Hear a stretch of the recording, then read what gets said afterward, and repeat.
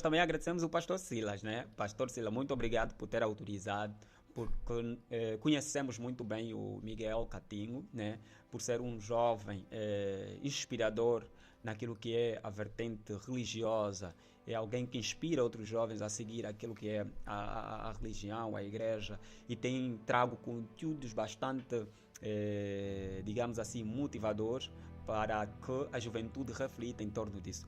Hoje estamos aqui para trazermos aquilo, a razão de ser. Existe uma razão de ser sobre as coisas? Não podemos falar de propósito sem definir o que é realmente um propósito. Uma definição dinâmica e simples, eu posso definir propósito é a razão de existência, o porquê nós existimos. Okay.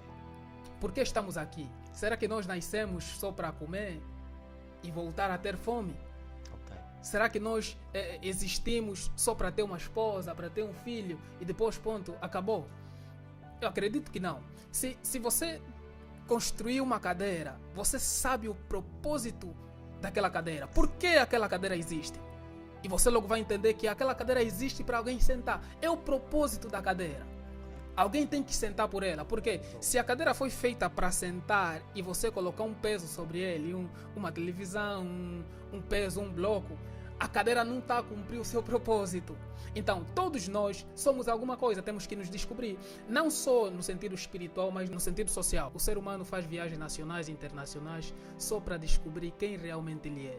Então, isto é uma tarefa muito difícil, que tem sido complicado para muitos, mas uns acabam de descobrir um pouquinho mais cedo, outros um pouquinho mais tarde, e sucessivamente. Existe um processo ou uma forma ou fórmula de poder acelerar essa descoberta deste processo, dessa razão da nossa existência, ou é de acordo à vivência humana?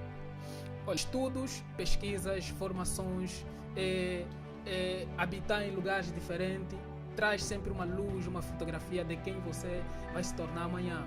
Então, eu acredito que todos nós somos alguma coisa. Ninguém existe acidentalmente, ninguém existe por acaso. Todos nós somos alguma coisa neste mundo. Então, com isso, quer nos dizer que o propósito é algo que a gente nasce com ele e a ação vai nos trazer uma outra coisa, uma outra realização? Ou o propósito também trabalha-se para que seja descoberto? Porque quando você descobrir o teu propósito de vida e você não investir naquilo, você não pesquisar, você não ir atrás daqueles teus objetivos, aquilo será só um nome. Um exemplo, se o meu propósito de vida ser um cirurgião, é a minha razão de existência, eu existo para exercer essa função. Se eu não estudar, não fazer pesquisa, não ir atrás deste meu propósito, aquilo vai ser só um nome na minha mente. Eu nunca vou exercer o mesmo trabalho. Que mas tem há propósito. Quem diz que basta ter fé. Não. A Bíblia diz que a fé sem obra é morta. A fé tem que estar ligado com a obra. Por exemplo, eu tenho fé que eu vou ter um emprego, mas eu tenho que ter uma ação para consumar a minha fé. Olha, eu tenho fé que um dia vou ter um emprego, o que eu vou fazer? Eu vou digitalizar, eu vou ir num cyber, digitalizar um currículo. Hoje em dia já temos plataformas desenvolvidas que você só vai substituir dados. Você entra lá, como por exemplo o Canva, você entra para lá e você encontra panfletos, você encontra currículos vital, você só vai substituir os dados, vai colocar lá teus dados, vai fazer um download e vai enviar por e-mail. Então, quando você unir a tua fé de ter um emprego com o currículo vital, enviar em empresas, aquilo vai casar, vai unir, vai consumar a tua fé e você vai trabalhar. Mas se você ficar lá sentado em casa, olha, onde eu vou trabalhar? Porque tem pessoas que ficam à espera que alguém lhes traga emprego, que alguém lhes traga dinheiro, que alguém lhes traga alguma coisa. Mas percam tempo e quando assustar, o ano acabou e não fez nada, praticamente. Tu és apologista de que os jovens devem trabalhar para servir a obra de Deus ou devem servir para trabalhar? Olha, quanto a esta questão, o trabalho faz parte do homem. Há uma frase muito conhecida que o trabalho é que dignifica o homem. Até um homem aposentado, ele luta para não ser aposentado porque quer fazer alguma coisa. Se você se aposentar hoje, você vai querer fazer mais alguma coisa amanhã. Então, o homem sem o trabalho, ele não se sente à vontade, não se sente bem. Não importa o que você vai fazer neste mundo, mas você tem que fazer alguma coisa que te dignifica. Porque a Bíblia diz em Gênesis, e depois de Deus criar o homem, Deus deu mais uma tarefa ao homem, para dominar a terra. Uma das formas de você dominar a terra é trabalhar. Você não vai dominar a terra parado, sem fazer nada. Então, a Bíblia diz que do suor do teu rosto comerás o teu pão. Então, se você não tiver suor, você não tem pão. Não, mas também um jovem que passa o dia na igreja, né, ajudando a obra, também de certa forma está a suar. Isto é uma questão administrativa, né? É uma questão administrativa da igreja. Imaginemos que se um templo for maior, que cabe várias áreas de trabalho, tem que se fazer manutenção do ar-condicionado, tem que ter limpeza, tem que ter segurança. Mas também estes devem ser, de certa forma, no final do mês Devem ser remunerados, sim. Devem ser remunerados, sim. Okay, então a área administrativa, sim, a área administrativa da igreja deve ver os casos desses irmãos, porque ele não vai ficar de barriga vazia. Ele não vai servir com fome. Se calhar alguns são jovens, são independentes, mas existem pessoas que exercem esse tipo de trabalho, mas têm família, têm uma esposa. E como você olha certos jovens que estão na igreja, mas ainda preocupam-se muito com aquilo que as outras pessoas falam dele? Será que o cristão não deve ser mal falado? O cristão deve ser aquela pessoa que deve só receber elogios, receber boas palavras, palavras que o confortam, e quando recebe uma crítica, desaba. Como é que tu olhas para esse lado da juventude a nível dessa questão? Olha, a crítica vai existir enquanto nós estivermos vivos. Você só não vai ser criticado quando estiveres morto. Porque é um lugar silencioso, de muito silêncio, que ninguém vai te chatear. É o cemitério. Lá no cemitério, ninguém vai te chatear, ninguém vai te criticar, ninguém vai te apontar o dedo, ninguém vai levantar falso testemunho contra ti. Então você lá estarás em paz. Mas enquanto você estiver vivo e tiveres a exercer alguma atividade na terra, você vai ser criticado. Até Jesus foi criticado. Muitos pensam que basta converter, então os meus problemas acabou, não tenho que passar mais por problemas, não tenho que passar dificuldade, em casa não pode faltar arroz, não pode faltar, os vizinhos já não podem falar mal de mim, porque eu já sou convertida. Okay. E muitas pessoas pensam nisso, por isso que eu lhe questionei, como, né, desta forma, sendo que é alguém que tem trago, né, mensagens similares a dizer, né, para os jovens que vai ter que passar por isso. Por isso que eu queria ver a tua perspectiva. Ou quando se vai a Cristo, então também nosso problema acabou-se. Não. A partir do momento que nós entregamos a nossa vida a Jesus Cristo, nós adquirimos a salvação nele. Mas os problemas não acabam. Jesus disse: vinde a mim, todos vós que estáis cansados. Jesus não disse: eu vou te tirar os problemas. Eu vou te tirar as adversidades. Eu vou te tirar todo problema em volta da sua vida. Não, Jesus disse: eu vou te aliviar. Aliviar quer dizer, vai estar contigo, vai reduzir o teu peso, vai reduzir o teu jugo. Você vai ter problema, mas acompanhado com alguém. Jesus vai te fazer companhia. Mesmo Jesus disse: no mundo tereis aflições, mas tenha bom ânimo. Exatamente. Está doente, tenha bom ânimo. Está com fome, tenha bom ânimo. Não tomou o pequeno almoço, tenha bom ânimo. Será que as pessoas estão preparadas para isso? Será que muitos líderes ensinam isso? Olha, muitos se calhar podem não ter ensinado, né, quanto a este pormenor, mas eu sou de opinião que deve ser ensinado. Por quê? Senão nós vamos construir uma mente, um mundo perfeito dentro de nós e na realidade vamos viver outra coisa. Você pode ir para o culto, tem pessoas que estão a cultuar, mas depois do culto não sabe o que vai almoçar. Exato. Ele não sabe o que vai jantar, o que vai dar nas crianças. Então, de certa forma, aquilo dói. Se você colocar na mente que, uau, eu entregar minha vida para Jesus, todos os problemas vão acabar, realmente é uma mentira. É uma mentira, porque se no mundo teremos aflições, Jesus está dizendo: tem de bom ânimo. Está desempregado, tenha bom ânimo. Com fé de que um dia vais ter. Hoje não tomou pequeno almoço, numa tabichó, como se diz em Angola. Tenha bom ânimo. Tenha bom ânimo, porque amanhã você vai voltar a quê? A matabichá. Não jantou, durma aquela noite com fome, com a certeza de que amanhã eu vou jantar. Exato. Esta é a ideia que nós devemos ter. Porque se você chegar, olha, Jesus vai resolver todos os seus problemas, olha, você nunca mais vai ter, nunca mais vai viver em adversidade, isso é um evangelho falso.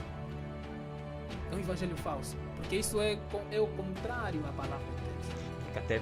Até eu, algumas vezes, costumo brincar, dizendo que se Adão e Eva, quando foi expulso do jardim do Éden, lhe foi dada a responsabilidade de que Adão, tu terás de trabalhar, dar no duro para que dês de sustento à tua esposa, e você, Eva, terás de sentir dor na hora de dar parto e tudo mais. Então existe uma razão para que as dores no mundo existam. Sim. O sofrimento no mundo existam. Também como existe uma razão para que haja felicidade. Na tua perspectiva, todos, ser humano, nasceram para ter uma vida boa, nasceram para ser ricos, nasceram para ter abundância, nasceram para viver livre de problemas? Ou a nossa vida, a nossa escolha, a forma como nos comportamos, a forma como lidamos diante da sociedade, transforma o que a gente vem sendo ou o que a gente vai ser no futuro? Olha, as coisas já existem. Algumas já sabemos, outras vamos descobrindo, mas já existem. Olha, a energia elétrica é boa. Se você construir um quarto, estruturares bem bonitinho, colocares lá a energia elétrica e colocares lá teu filho, olha, filho, este é o teu quarto, com a energia, tudo equipado, está tudo bem. Sim. Mas não enfia o garfo na tomada, certo, senão vais morrer. Olha, você deixou um alerta, mas aí você vai tirar a energia do quarto só porque o filho vai tentar enfiar o fio na tomada? Não. Você vai deixar lá a energia elétrica. Mas se ele tentar enfiar o fio na tomada, o que vai acontecer? O filho pode morrer ou pode ter um problema grave. Exatamente. Aí a culpa é de quem? É do pai que deu o quarto a ele? Ou a culpa é dele porque não obedeceu a orientação? Filho que não obedeceu a orientação. Exatamente. Deus em si tem a sua responsabilidade e nós como homem temos a nossa responsabilidade. Certo. Cada um cumpre o seu papel. Deus disse ao homem, desse fruto não comerás, mas o resto estás livre de comer. O homem aí tinha a capacidade, tinha a responsabilidade de cumprir com a orientação que lhe foi dada. Certo. Então, existem problemas que acontecem no mundo, a culpa não é de Deus, a culpa é nossa. São consequências de um ato de desobediência. Porque quando te dá uma orientação e você não cumpre aquela orientação, a quebra daquele princípio vai trazer consequências graves. Okay. Por isso que muitos dizem, olha, o mundo está assim, muitas mortes, muita fome, muita seca, muita escassez de pão. Onde é que está Deus? A desobediência. Deus não nos ama, Deus não existe. Alguns se tornam ateus por causa disto, mas existem coisas que estão a acontecer, não é por causa de Deus, é por causa do homem. É a nossa desobediência que nos levou a ter esse tipo de vida, esse estilo de vida nesse mundo. Então a desobediência acaba por ser algo muito fatal para a vida humana. Muito, de fato. Tu tens, em tempos eu ouvi um vídeo seu que falava sobre o ar-condicionado. Quero ouvir aqui ainda. Como é que funciona essa coisa do ar-condicionado? Há dias eu gravei esse vídeo do ar-condicionado porque o Espírito Santo me inspirou para fazer esse vídeo. Eu dizia que o ar-condicionado, se você aumentar até no 30, você está a diminuir, mas se você reduzir até no 16, você está a aumentar o clima do ar-condicionado. Então, quer dizer, o ar-condicionado é um aparelho diferente de outros. Em outros aparelhos de som, se você aumentar, dar um clique no mais, você vai aumentar o volume da música. Exatamente. Se você reduzir, você vai reduzir o volume da música. Mas já o ar-condicionado é o inverso. É o inverso, é totalmente diferente, é incrível. Então, quando a pessoa pega no comando do ar-condicionado e tenta reduzir, como se estivesse a te prejudicar, está a fazer o inverso. Ele pensa que está a te prejudicar, pensa que está a te diminuir, pensa que está a te colocar para baixo. Só que quanto mais ele esperar, vai assustar que o clima está fresco. Exato. Alguma coisa mudou. Ele está tremendo de frio. Ele está tremendo de frio. E quando descobrir que apertou no botão errado, o clima já está favorável. A lição que eu tiro neste vídeo é que não importa o que nós vamos receber de fora, as palavras que vamos receber de fora, as críticas, nós devemos manter a nossa definição. Se eu criar uma cadeira e dizeste, isto é cadeira, ainda que você vir com outro nome e dizer, não, isto aqui é algo que não presta. Eu não vou mudar o nome da cadeira por causa do nome que você deu. Eu vou manter a minha definição. Então muitos mudam por causa do nome que ouvem fora. Ok. Olha, você não presta, então ele coloca eu não presto. Isso também não tem a ver com o autoconhecimento. Quando a pessoa de verdade não se conhece devidamente, também não tem a tendência de seguir a maioria, só porque a maioria faz assim, então também deve fazer assim. Será que o cristão também deve seguir a maioria? Ou é alguém que deve ter o autossenso, o autoconhecimento e saber definir onde é realmente o seu lugar? Olha, muitos têm o autoconhecimento de quem realmente eles são, mas são muito sensíveis. Eles são muito sensíveis. E o que é que lhes torna sensível? São muito sensíveis porque são muito sensíveis a vozes de fora. Olha, ele sabe quem ele é, mas se alguém vir com uma palavra de desmotivação, ele sente que aquela palavra lhe chocou e fica desmotivado. E quando desmotivar, acaba não fazendo nada, mas ele tem consciência de quem ele é. Então, quando você motiva essa pessoa a não fazer de acordo com o que foi dito a uma outra pessoa que contraria a sua ideia, você ajuda essa pessoa. Para ti, hoje, da forma que está a juventude muito mediatista, querendo todas as coisas, sem ter que se esforçar, sem ter que fazer muita coisa, que mensagem tu deixas para a juventude? Que mensagem que palavras tu queres dizer? E que frase bíblica tu queres trazer para que juntemos, né, numa só palavra e dissemos ao jovem, olha, precisa aqui um pé no travão, precisa aqui, olha, ali precisa acelerar um bocadinho mais, olha, a curva aí apertada, precisamos tornar... Que mensagem tu queres dizer? Eu quero dizer que nunca é tarde. Nunca é tarde, porque às vezes a ideia que nós temos é que estamos atrasados. Quando você olha para alguém e tem o que você não tem, você pensa que está atrasado. Certo. Não, se calhar nós não estamos atrasados. A nossa época, a nossa estação é que nos chegou a vida. A Bíblia diz que tudo tem seu tempo determinado e há tempo para todo o propósito debaixo dos céus. Nós nascemos em dias diferentes, em horas diferentes, em localidades diferentes, temos mãe e pais diferentes. Então, cada um tem seu destino. O que está acontecendo comigo hoje, se calhar vai acontecer contigo, mas daqui a 1 ano, 2 anos. Então, quando você olha para alguém que tem alguma coisa que você não tem e você vai recorrer ao imediatismo para se igualar, você está cometendo erro. Então, devemos já respeitar o processo. Devemos respeitar o processo. Há quem diz que esse processo demora a chegar. Demora a chegar. É como a fila no ATM. Você olha uma fila gigantesca. Todo mundo está aí lá com um objetivo. Um quer tirar 5 mil, outro 100 mil, outro 70. Mas todos estão lá pacientemente. Se você sair da fila, desistir porque está a demorar, aquele tempo que você vai fazer fora da fila, se calhar já teria passado umas 5 ou 10 pessoas. Vamos respeitar a fila. Espera a tua vez até você ser chamado, até você ser atendido. O imediatismo não leva a lado nenhum. Vai nos levar a cometer erros graves, que depois vamos utilizar essa palavra famosa que muitos utilizam até hoje. Se eu soubesse. O presente de hoje foi o futuro de ontem. E o presente do amanhã é o futuro de hoje. Então, se você quer viver o que nós estamos a viver hoje, é fruto de um presente que não foi elaborado ontem. Um exemplo, estamos no hoje. Se eu não pensar nada, não fazer nada hoje, amanhã o meu dia vai se repetir. Então, quando nós tomamos a decisão de fazer alguma coisa, nós vamos mudar totalmente o nosso futuro.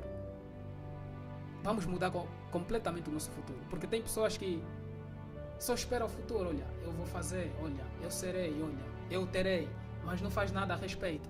Se você não fazer nada hoje, amanhã o teu dia vai se repetir. Você vai estar no mesmo lugar, vai viver as mesmas coisas e a idade foi.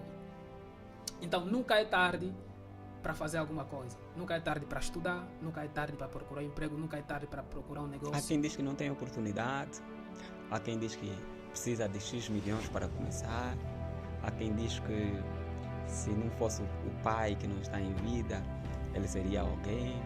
Há quem diz que se está nessa situação é fruto de coisas que, sei lá, será que existem desculpas para o nosso fracasso e existem desculpas para o nosso sucesso? Não existe desculpa. Eu tive um pai que não era muito atencioso para os filhos e aquilo nos obrigou a trabalhar. Eu zungava Nigéria, roupa Nigéria no cabide. Vendia mortandela, cortava rodelas de 10, de 20. Já zunguei ovo no cartão. Já zunguei chinela na banheira, que não é meu.